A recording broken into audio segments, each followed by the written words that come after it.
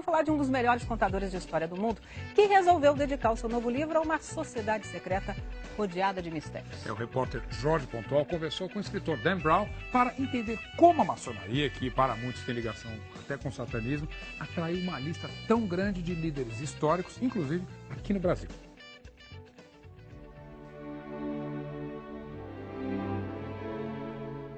O mistério da maçonaria é o principal ingrediente do novo sucesso do escritor Dan Brown, O Símbolo Perdido. O autor do mega sucesso O Código da Vinci contou ao Fantástico que no livro anterior ele pergunta o que aconteceria se Jesus não fosse divino, mas apenas um profeta. No novo romance, a questão é se o ser humano teria poderes divinos, uma ideia que, segundo ele, vem da maçonaria. Toda a trama, cheia de peripécias, perseguições e surpresas, se passa num domingo à noite em Washington, a capital americana, uma cidade cheia de símbolos da maçonaria. Alguns são bem evidentes, como o obelisco, símbolo da divindade, encimado por uma pirâmide que representa a evolução do ser humano. A influência dos maçons se refletiu na criação da Biblioteca do Congresso Americano, hoje a maior do mundo. Um dos momentos mais emocionantes do livro é quando os heróis entram aqui no salão de leitura da Biblioteca do Congresso Americano, descrito como o salão mais bonito do mundo. Eles estão fugindo de uma equipe da SWAT e se escondem entrando por esta porta. A República Americana foi criada por um grupo de maçons, entre eles Benjamin Franklin, John Adams e o primeiro presidente George Washington.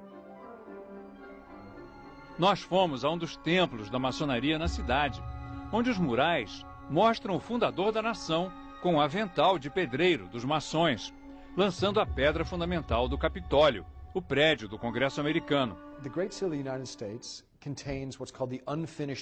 Dan Brown lembra que o símbolo mais sagrado da nação, que está nas notas de dólar, é a pirâmide da maçonaria, encimada por um olho, que simboliza a sabedoria. Segundo o escritor, a pirâmide incompleta, sem o vértice, é um símbolo de que o ser humano e o país nunca estão prontos, sempre podem se aperfeiçoar. Dan Brown destaca que, ao contrário do que muitos acreditam, os Estados Unidos não foram fundados como uma nação cristã. Os fundadores eram maçons que seguiam o deísmo, uma religião universal, que usa os símbolos de todas as crenças e acredita que todos os homens nascem iguais, com o direito à liberdade de culto. Sobre o altar do templo maçom estão os livros das principais religiões. Não só a Bíblia cristã, como a Torá dos judeus, o Corão dos muçulmanos e as escrituras de outras tradições. O salão deste templo, na capital americana, é o cenário da cena final do livro de Dan Brown e certamente será recriado com muito mais colorido quando o filme for feito. O templo é exatamente como Dan Brown descreve.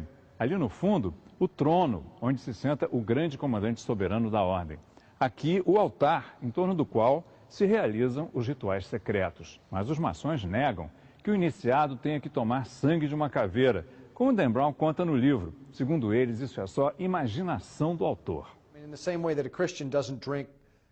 O escritor diz que, na verdade, os maçons usam vinho em vez de sangue, mas insiste que a caveira é usada no ritual da quinta libação, descrito num livro por um dos primeiros presidentes dos Estados Unidos, John Adams. O templo é a sede do rito escocês da maçonaria, uma corrente fundada nos Estados Unidos, a qual pertenceram 15 presidentes americanos. O último foi Gerald Ford, nos anos 70. Os líderes são mestres no grau máximo, 33. Segundo Dan Brown, esse é um número místico, a idade de Cristo ao ser crucificado e o número de vértebras da nossa coluna vertebral. Muitos, em especial os fundamentalistas cristãos, atacam a maçonaria como um culto satânico. Mas Dan Brown insiste que os símbolos e rituais da maçonaria não são sinistros nem malignos, pelo contrário. Significam tolerância religiosa e espiritualidade universal. Para Dan Brown, o importante é que as pessoas procurem entender os símbolos e as crenças dos outros e tenham menos preconceitos. Start to eradicate some of that prejudice.